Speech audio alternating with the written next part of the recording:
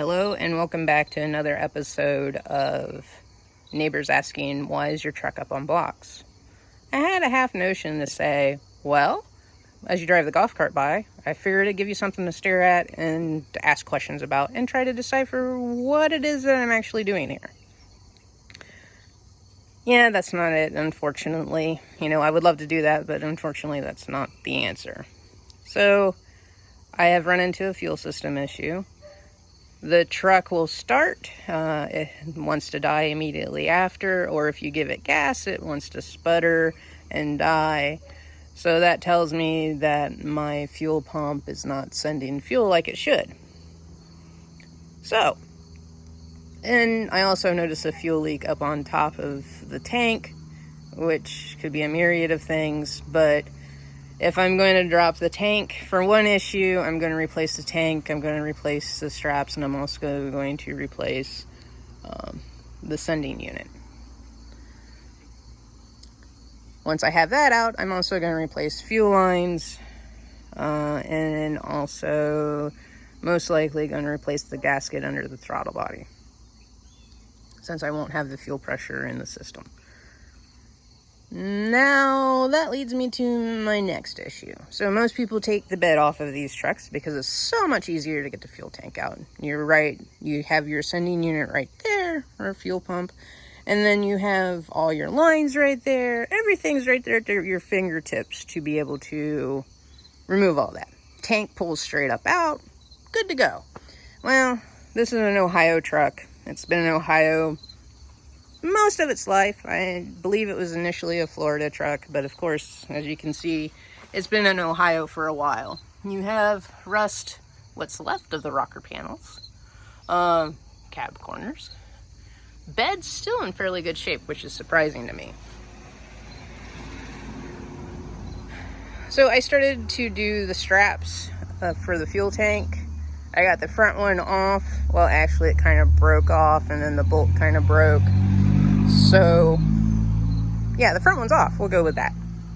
The back one was quite easy because obviously the grease from the drive shaft in the back, from people greasing it, has kind of kept that back bolt nice and greasy. So that one's really easy to take out. But there's this brace across the front of the fuel tank. That's going to give me issues. Right now I'm using a transmission jack because I thought, well, if I can get those straps out, I can just lower it with the transmission jack and be done with it. Easy one-person job. Boy, was I wrong. So this front bracket on this fuel tank has 3 to 4 bolts that have never been removed.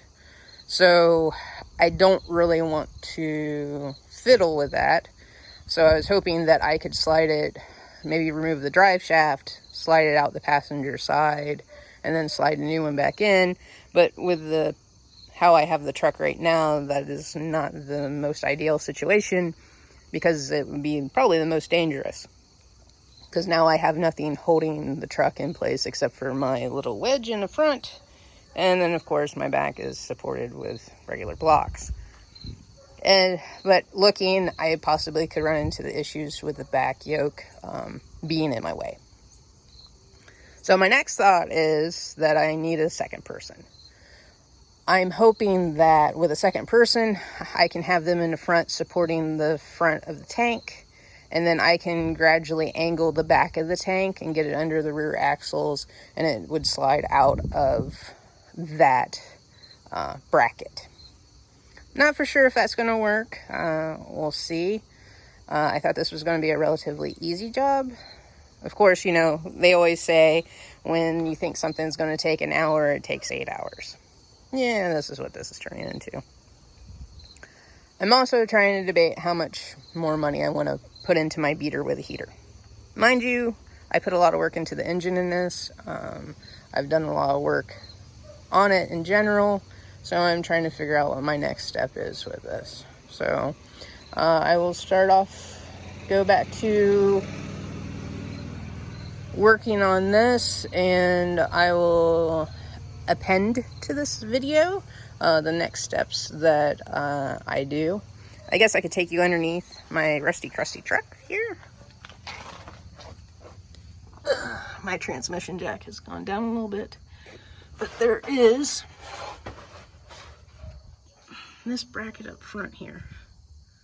It also holds the front strap and also the plastic nose piece that goes over the front of the tank. As you can see, it looks like there was a possible patch here at one other time. Back bolt is very easy to get off. As you can see, I'm hoping that I can drop it this way. And with this being drop nose, that I can just slide it back. I don't know if I'm gonna be able to do that. I don't know if I'll have enough clearance, but that's my thought right now. I guess we'll see whenever I get some help and what I can do here. All right, well, thanks for watching. I'll give you an update on my tank situation. Thanks.